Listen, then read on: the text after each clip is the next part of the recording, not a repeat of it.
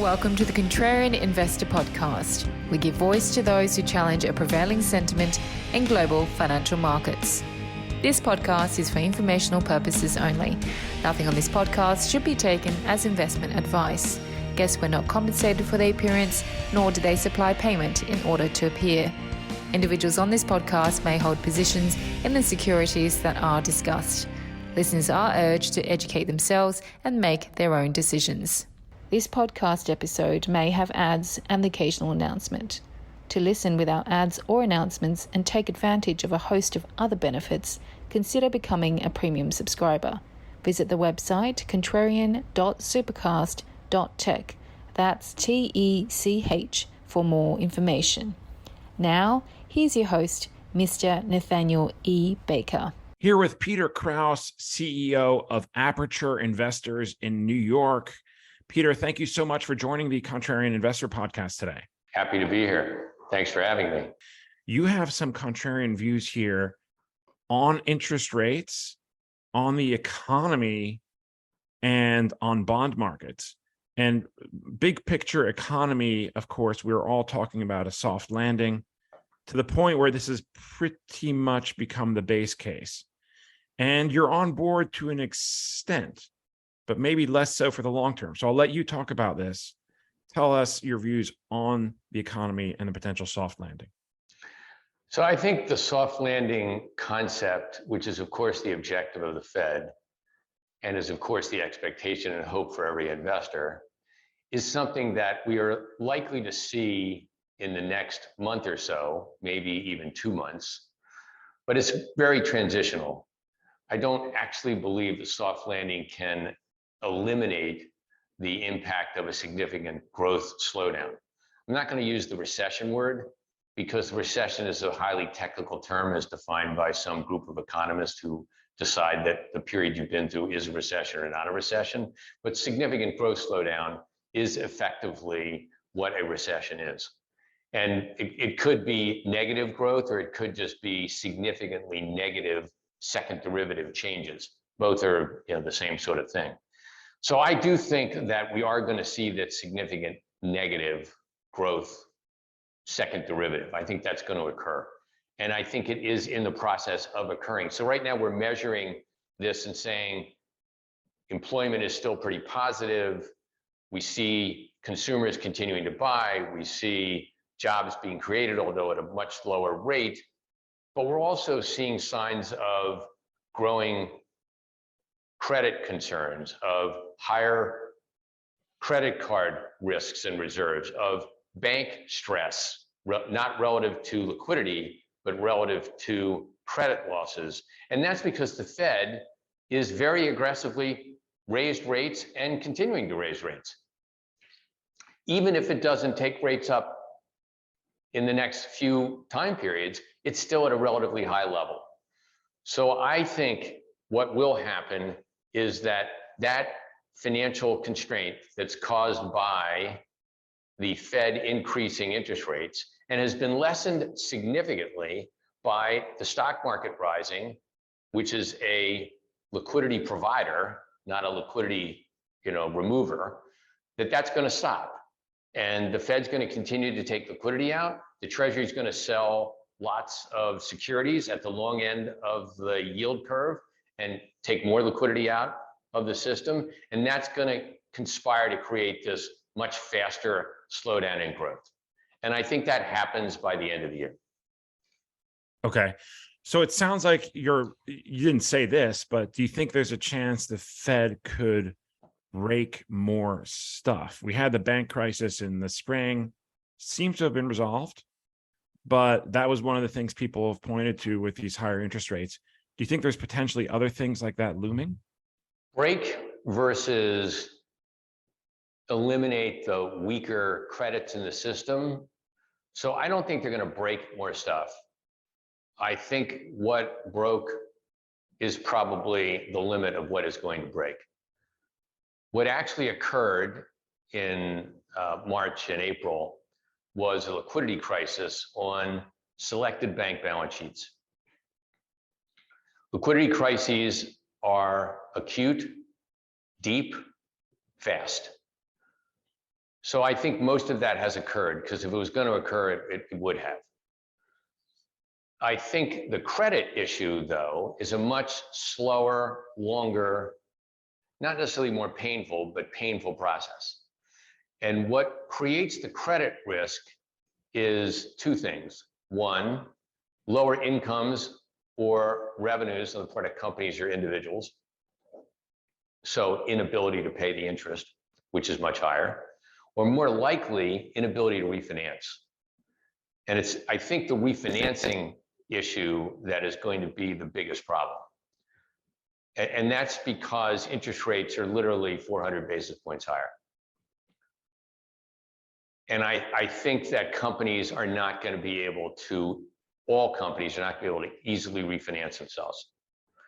And that's going to cause restructurings, and that's going to cause some credit losses, and that's going to cause bank stress, and that's going to reduce bank lending, and that's going to make the Feds be a little bit tougher on bank reserves, and all of that's going to conspire to continue to slow down the economy, and that's going to create a lower revenue growth, and that's going to create more challenges in the credit complex. So that is what I expect will happen from the Fed. And I think the Fed would normally counteract that by taking rates down, but can't, because inflation hasn't been defeated. And that's why I say it's hard to have a soft landing, be persistent, because all of these other actions are at work and they have to play themselves out. And it's very difficult for them to play themselves out without really having a significant slowdown in growth. Okay. Now, you mentioned inflation, and this has come down. It's not yet at the Fed's target rate of 2%, but it's pretty close. It's, 3 and so, and lessening further. We get a fresh reading tomorrow, but do you think that doesn't give the Fed leeway to cut rates? No, I think the Fed doesn't look at the headline rates. They look at the core rates, which I think are 3.9 or 4%. I don't think we have experienced yet the stickiness of inflation. You have to be probably older than 50, maybe 60, to have lived through a period of inflation which was sticky, where it took 4 years to basically bring inflation down to low numbers. We've been fighting inflation for 18 months. It's possible, and the market believes this, it's possible that the speed at which we've seen inflation decrease from, call it 6% or higher to, we'll call it 4%, will continue.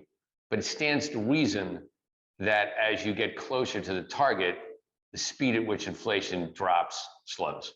Mm. And therefore, I think by extension, looking at the speed that has actually occurred and saying, well, that's going to continue at the same rate is probably optimistic. Okay. And what about, this doesn't really leave bonds in a very great position, all this stuff, because you kind of need the Fed to cut rates for bonds to be attractive. What do you make of all that? Well, I think that's an excellent point, quite frankly. I think that part of the challenge in the bond complex today is twofold. One is what's going to happen to credit spreads, and two, what's going to happen to duration, meaning, as rates go up. So I think investors have crowded into two parts of the fixed income market, double Bs.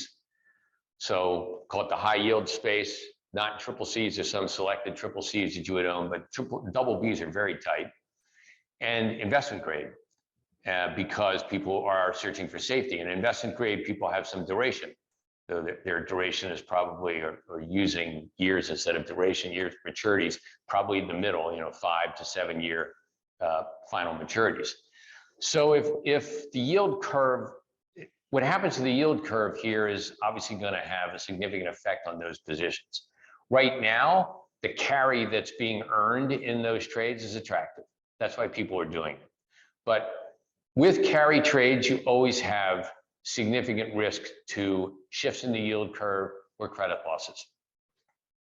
And I think that if you don't own very short securities that are highly rated, i.e., you've got a lot of liquidity and you'd be getting less carry than you would in the other two ideas, then you have your long duration and your long credit, which means that if there's a shift in duration and credit spreads, meaning they get wider credit spreads and duration, the yield curve steepens, then that's going to be painful for you.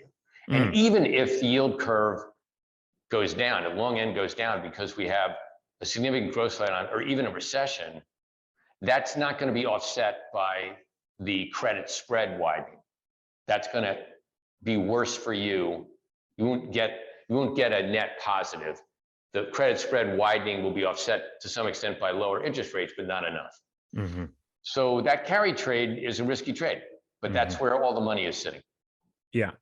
And the yield curve has been inverted for a while, obviously.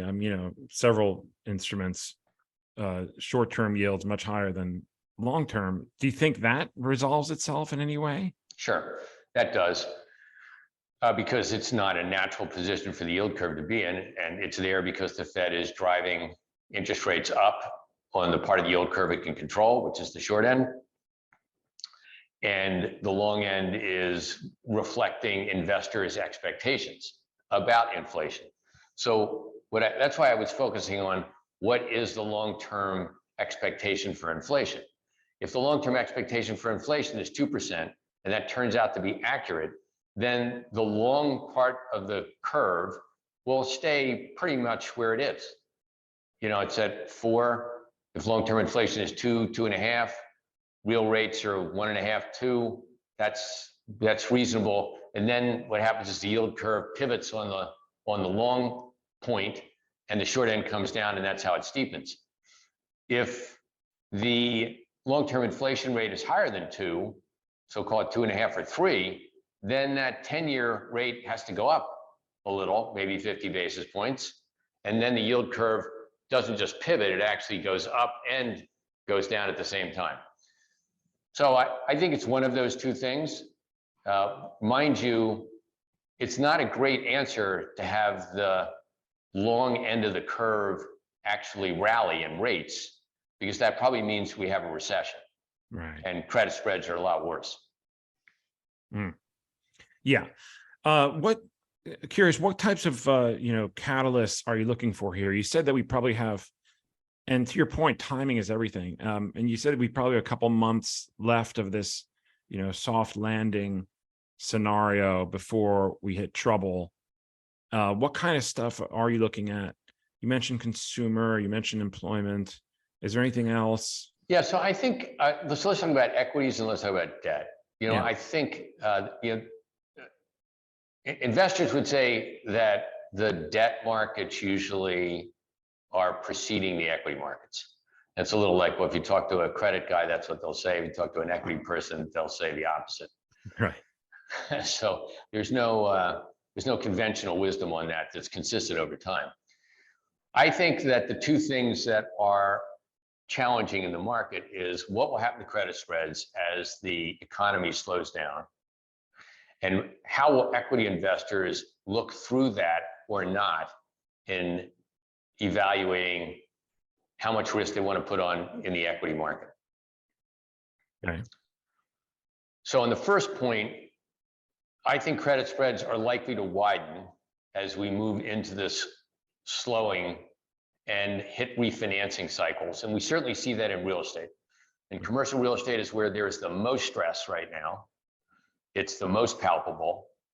There are clear examples of large borrowers, well-known borrowers, literally sending the keys in to the lender. That is unusual when that happens. So I continue to think that will occur. That's reflecting an idiosyncratic risk in commercial real estate, in office space, due to COVID, change in work habits, and probably the overbuilding in some cities, although the overbuilding is not great, but it's enough to actually pressure the marketplace. So I think that's happening now, and you see spreads reacting now, and you see need for reserves on bank balance sheets actually acting now. And I think there was an article today that talked about bank reserves being elevated to a point that they hadn't seen in 3 years. Mm. So that's happening as we're talking. And that's part of the reason why banks are under pressure. It's part of the reason why Moody's is downgrading banks. That's occurring as we speak. The corporate side of that hasn't happened yet because inflation caused nominal growth, and nominal growth caused prices to go up and revenues to go up, even if unit volume wasn't increasing much.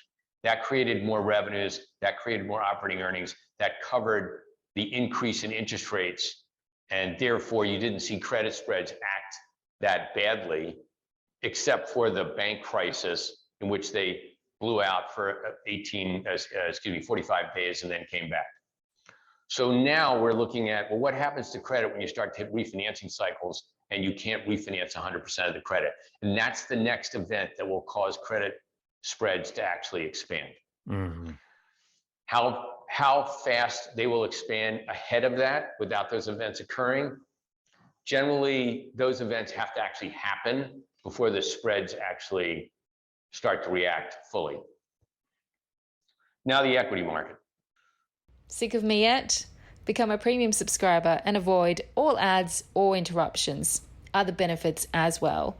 Visit contrarian.supercast.tech for more information. So everybody knows the equity market has gone up from the bottom of October 22. This year, the S&P is up 17, the NASDAQ's up 33.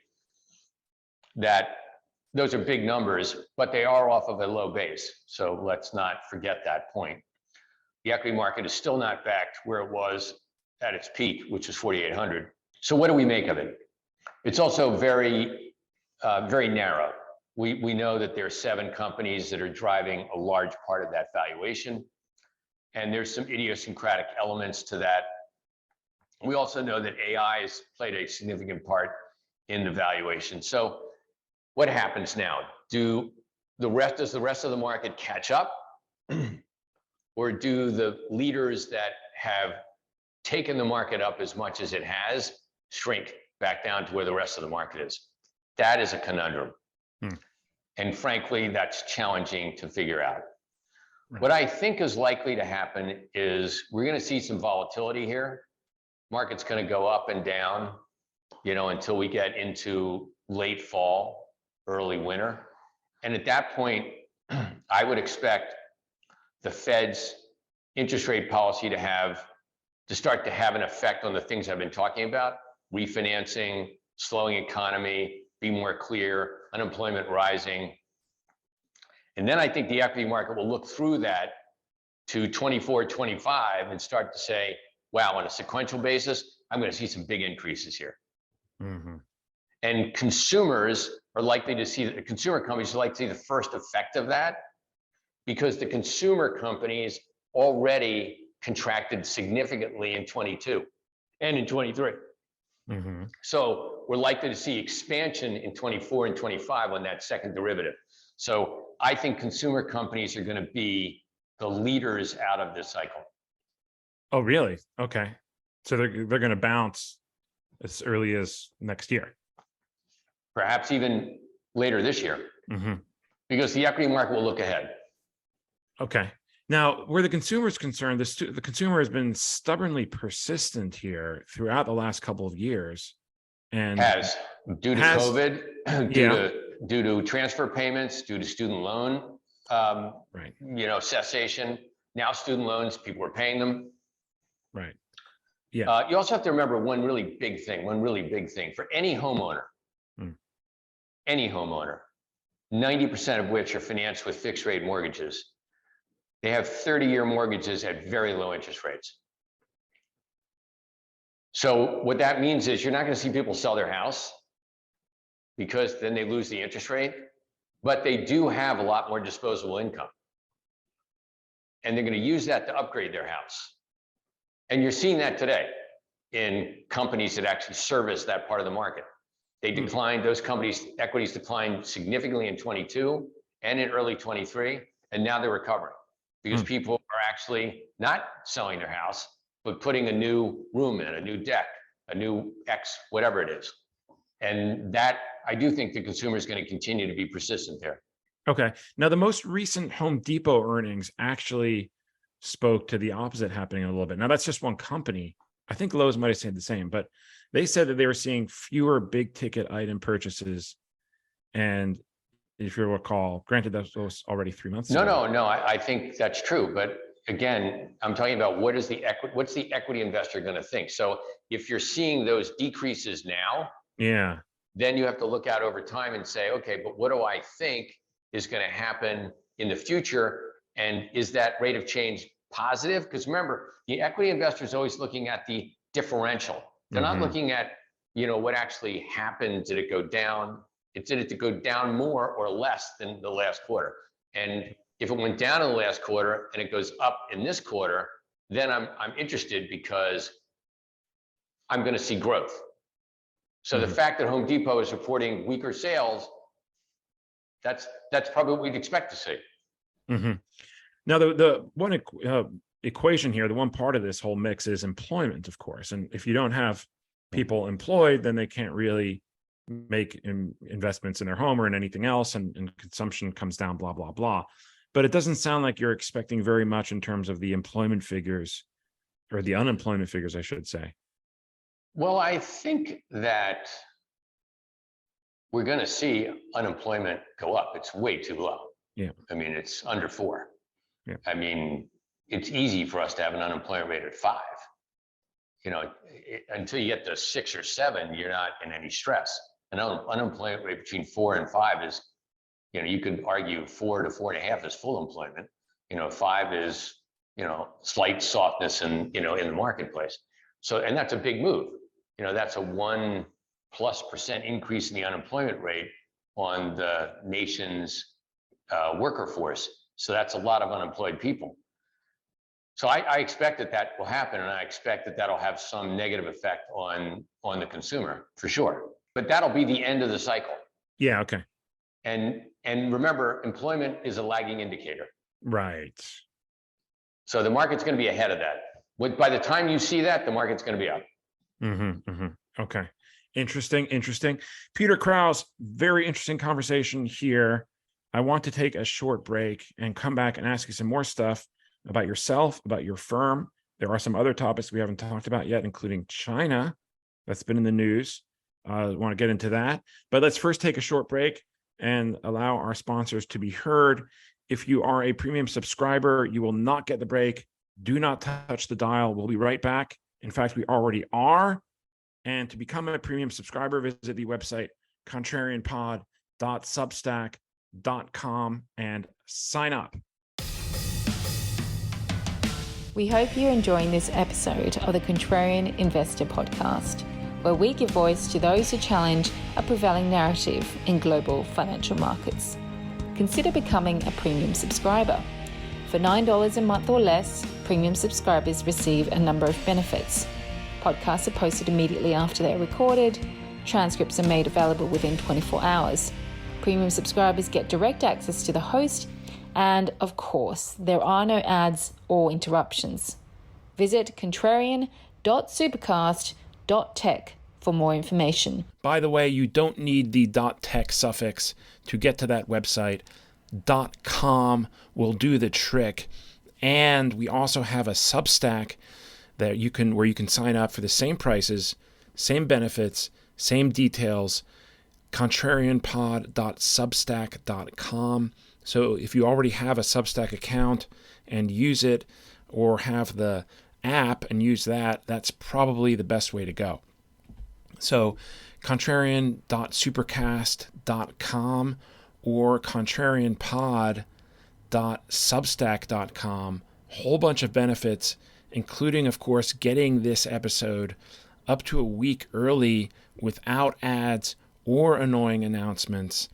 And you also get the daily Contrarian briefing and podcast that is released every market day morning at 7 a.m. This is a contrarian take on the events of the day ahead and what is likely to move markets, such as economic data releases, earnings, and other things. It is really good, and that is completely unbiased, of course. So check that out, contrarianpod.substack.com or contrarian.supercast.tech. Now on with the show. Welcome back, everybody. Here with Peter Kraus, the CEO of Aperture Investors in New York. Peter, this is the segment of the show where we ask our guests to tell us a little bit more about themselves, how they came to this station in their career, more importantly, how they got interested in investing in the first place. I call this the origin story, to borrow Marvel terms. So what is your story, and how did you get to where you are, that you started Aperture Investors? Take us back and tell us about it. Well, I suspect I'm not dissimilar to many investors. It's been a lifelong interest. As far back as in my early teens, I was interested in the stock market. In fact, what I was interested in the stock market was charting stocks. And then when I was, 10 or 11, I'm dating myself, in the 60s, there was something called Value Line, which was a book of tear sheets that described companies, and on each tear sheet was a chart of the stock. I don't know for how long, whether it was a year or 2 years, I can't remember. And they would do technical analysis on the chart. Would say, this part of the chart suggests that stock is going to go down. This part of the chart suggests stock is going to go up. And for some reason, I don't know why, I found that interesting, because it was behavioral.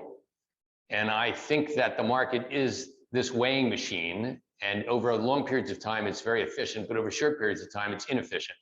And so it weighs people's emotions, meaning fear and greed, meaning momentum and lack of momentum. And there's lots of technical terms for it today, but ultimately it's the expression of human behavior having an impact on stock prices, and the actual movement of the stock price over time reflects that weighing process. So as a young kid, I used to chart stocks. I didn't know what I was doing, but I was charting the stocks and I enjoyed it. And so I just kept doing it. And I just, kept at it over my, my adolescence. And then in college, I was very interested in the stock price movement as well, and microeconomics.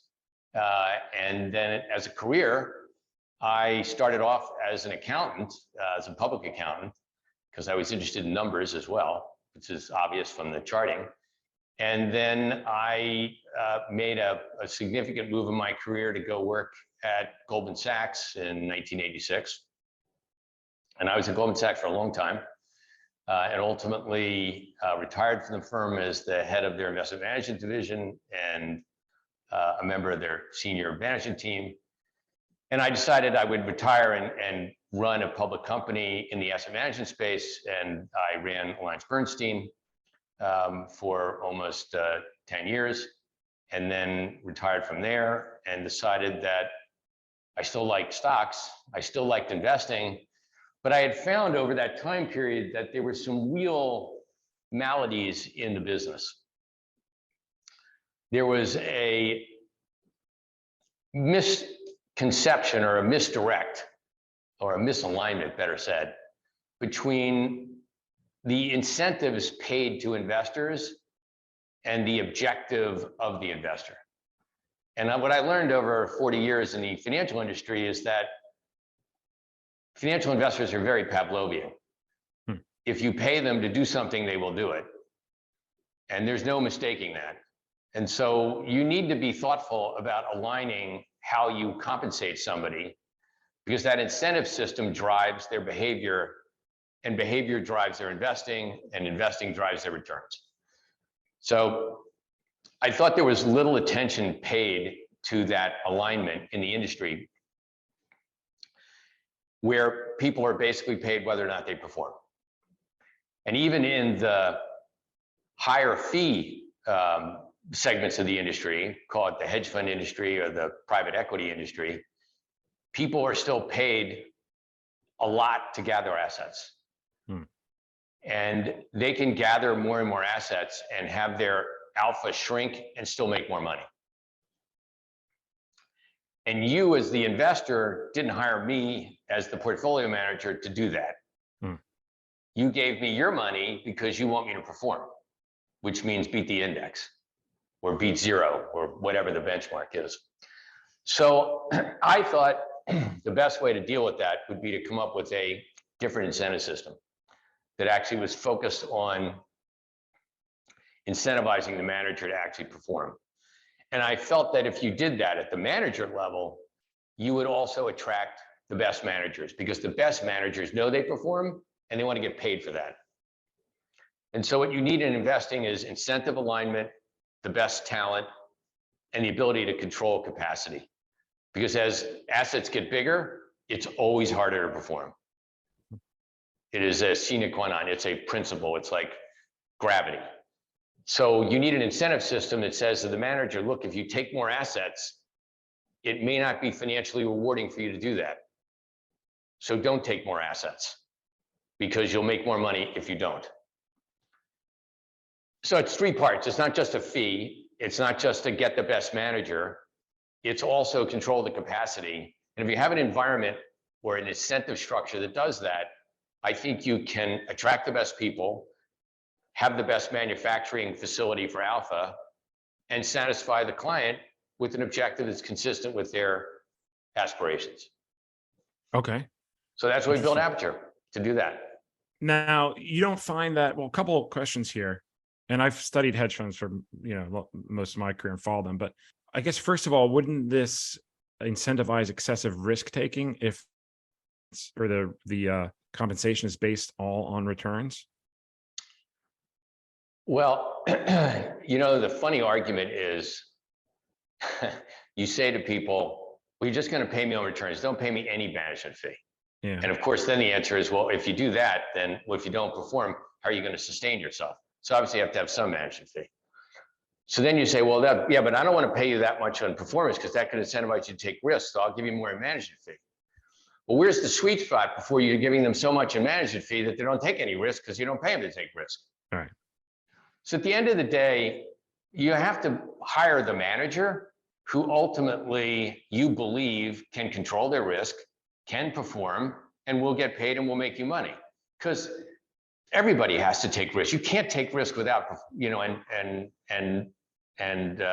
perform and not perform. It's not possible. Right. So what you have to find is a manager that you believe understands how to take risk and how to think about it. Because the manager doesn't want to blow up. That's not that's not really what they want to do. They want to build a business. They want to do this for the rest of their careers. So they don't want to take a lot of risk, get paid a lot of money. And by the way, the more assets you have, the higher the probability is that that does happen. Because then a manager says, listen, I'm having the best year of my career. I have lots of assets. If I knock the cover off the ball here, I'm done. I can walk away. That's not a good position for the investor to be in. So right. I think it's a very complex problem. It's not a simple problem. You can't just look at one piece of it and say, I can solve that. It's a real ecosystem. And you have to understand that ecosystem as an investor to basically find the best place to put your money. Yeah. Do you have, based on what you just said, you might have already answered this question, but do you have kind of a sweet spot in terms of like management plus carry? Is it like 1 in 30? Is it 75 and 24? So I think it's different for equities and fixed income. Right. So I think fixed income, the sweet spot is between 75 and 150 basis points and 20 and 30 over a benchmark. For equities, you can charge less, so you can modulate the performance fee and the base fee. So it's somewhere between 30 basis points to 1% on the management fee and 30% and 20%. We find a lot of people just like 1 in 20 or 75 and 20. My own personal interest is, I think 30 basis points and 30 is, I'm happy to pay you if you're making a lot of money. That's good. I'll pay you more. No problem. Don't deny another man his dollar if they're performing. But do I really want to pay you 100 basis points or 75 basis points when you're not performing? Not really. I prefer to pay 30 because I have to pay you something to keep the business going. All right, let's switch back to markets here. And China was in the news, last couple of days. We had some bad trade numbers. We had some somewhat shocking deflation numbers. We had some measures, new measures by the Biden administration to prohibit investing in certain parts of their economy, only private investing, not stocks. You can still buy Chinese stocks, you can still buy ADRs. But yeah, and you had some views on the whole China reopening. Do you think, how do you view that as playing out? So China is an even tougher story because the divergence between what happens in China over the next few months or even year and what happens in China over 5 years could be dramatically different. Mm-hmm. Because the Chinese are very long-term thinkers or have very long-term horizons. Their political cycles are much longer than ours. And so it allows them to have a much longer term focus on what they want to achieve and the time period over which they can achieve it, which is frustrating to investors who tend to think about their timeframes in much shorter cycles. So I think China is a challenging place to invest right now. And what I think we're not going to see in the future is the deflationary cycle of China growing and exporting deflation through productivity gains and higher amounts of production offset by huge buying of commodities. I think that is over.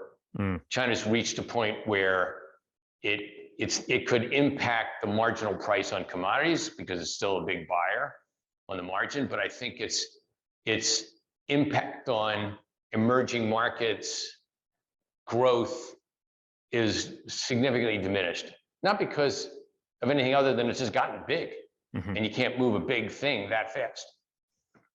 I think that's done. I think investors are wary about the government and how the government behaves. And I think the government is not that focused on the international investor. I think they wouldn't say this, but I think the utility to the government of the international investor investing in China does not appear to be high on their list. And since it's not high on their list, you can't expect that their behavior is going to be attractive to that cohort. Their behavior is focused on a different cohort, which is internal, and it may not be as easy for us external people to understand. So that's a lot of uncertainty for investors, and I think therefore China is going to be more challenging as an investment thesis over time. Now, will that resolve itself? It's very possible. Will I be wrong about the importance of the international investor to the government? Could be. They certainly are struggling with how do they restart their economy, which I think also is a function of the last 15 years of growth. So they grew by building buildings and building roads and building bridges and doing infrastructure galore. They never really stimulated their economy the way the US does by creating consumable income for consumers. They may not have the wealth transfer mechanisms. They may not have the incentives. They just may not have the infrastructure or even the experience to do that. And I do think that that's what they need to do going forward. So if I had an optimistic view of China, it would be to figure out where China's stimulus is going to go to restart their economy. And where are the beneficiaries of that? And I don't think that's the previous cycle. I think that's a new cycle. And what that is still unclear. Right. But there's a lot of, problems. I mean, a lot of challenges with that. You have this huge bureaucracy for them to pivot quickly. And they've been talking about the consumer forever, about how they're building a consumer class and blah, blah. Yeah, no, exactly. And that's why I think they want to do it. But as I said, I don't think they figured out how to do it yet. Right. And it's not exact. I mean, we take it as for granted, but it took us meaning the United States, I don't know, 100 years to figure that out or 50 years to figure that out. So you got to expect it's going to take them some time. But I think if you're looking for like, okay, but where do I invest? Because you can't just disregard China. You can't just say, look, I'm not investing in China. That doesn't make any sense. That's silly. So if you want to be in China, because I think you have to figure out, well, where are those companies that will ultimately be the beneficiaries of what the government is trying to accomplish? And they talk about consumer, they talk about technology, they talk about AI. They will actually invest in those spaces. And that is where the money's going to go. It's not going to go in real estate. It's not going to go in bridges and concrete. It's just not going to go there. Okay, so the commodities plays basically because they are the biggest purchaser of commodities, right? So where does that leave commodities if they're not going? Well, China's been the marginal buyer, and so people have gotten used to evaluating what commodities are going to do based on what China does. Well, that may not be all that. I mean, the commodity cycle shifts the reasons for price changes over time. Sometimes it's supply induced, sometimes it's demand induced. So today, the oil companies are probably doing poorer than you would expect them to do, given their free cash flow. And maybe there's some attractiveness in the oil companies today because oil prices are probably not going to go down much, given the fact that the US has released strategic oil reserves, that the shale production is lower, although as prices go up, it will increase, given that the Middle East is controlling oil flow, and given the war in Ukraine and the constraints on Russia. So, marginal increases in China's demand for fuel will actually have a bigger effect on the oil price, and oil companies, benefit from that immediately. And so that's probably a reason, an interesting trade. Okay, interesting. Yeah, that's a good one. Okay, cool. Is there anything that keeps you up at night, Peter, that, any disaster scenarios, be it geopolitical or environmental or what have you, that, that you're worried about here?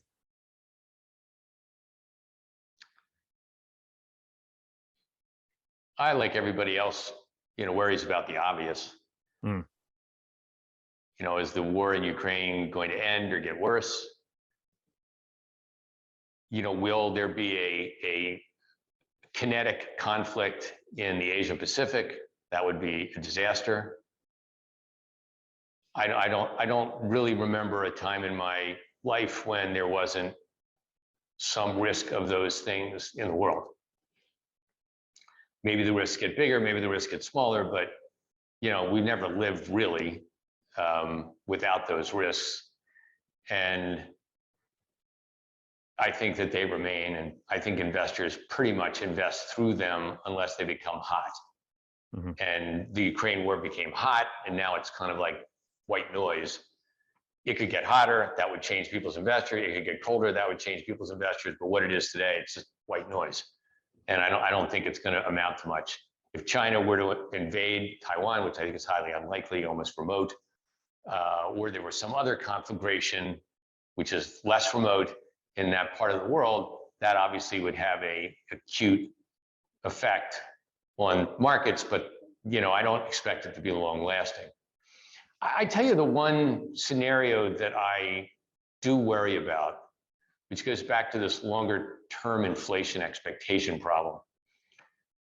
If it turns out that inflation is indeed sticky and doesn't really go below 3, and investors shift their long-term inflation expectations to 3, 3.5, and demand a real rate of interest of 150 basis points, so the 10-year is 4.5 to 5, and given the amount of debt that the government has to continue to borrow, not the stock of debt, that's somewhat problematic, but the fact that we run these deficits persistently and we're constantly growing,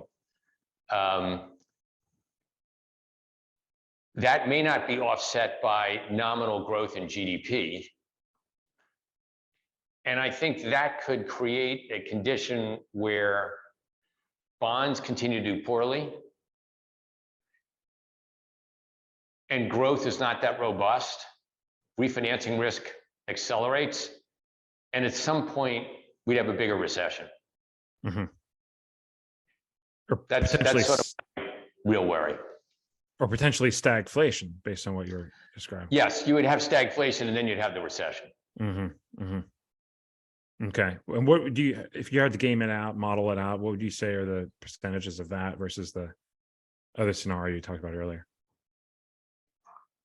I think that that's 25% chance, maybe 30, that happens. I think it's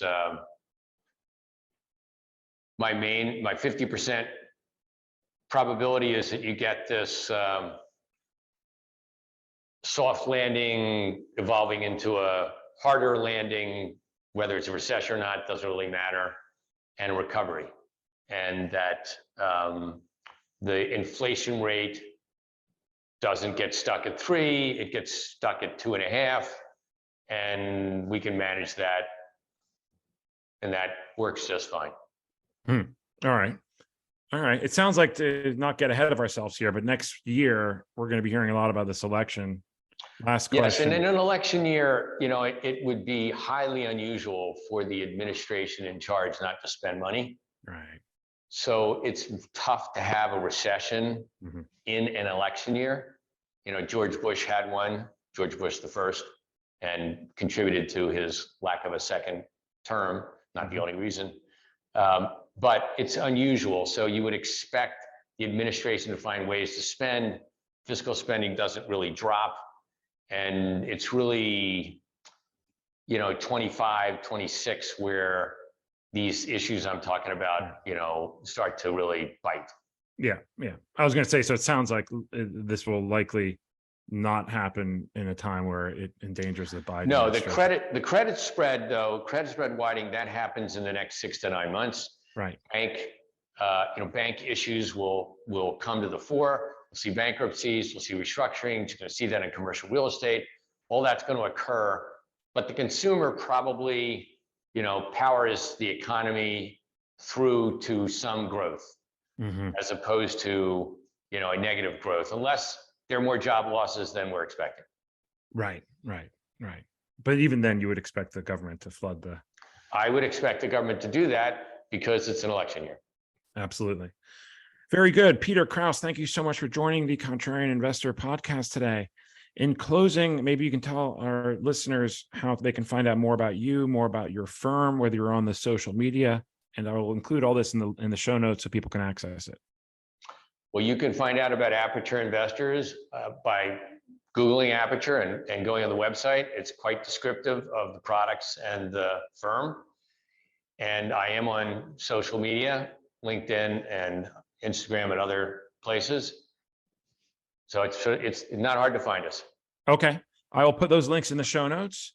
And with that, we're done for today. Thank you all for listening. And thank you, Peter, for making himself available, and for all Peter's people who reached out to me and helped make it possible. Greatly appreciated. Fascinating conversation. Thank you all for listening. We'll see you back here again next week. Speak then. Bye. Thank you for listening to the Contrarian Investor Podcast. We hope you enjoyed this episode. To subscribe to this podcast, simply open your favorite podcast software and search for Contrarian Investor. Follow us on social media by searching for Contrarian Investor on Twitter and Instagram. Send us your thoughts on feedback@contrarianpod.com. We look forward to speaking to you again next time.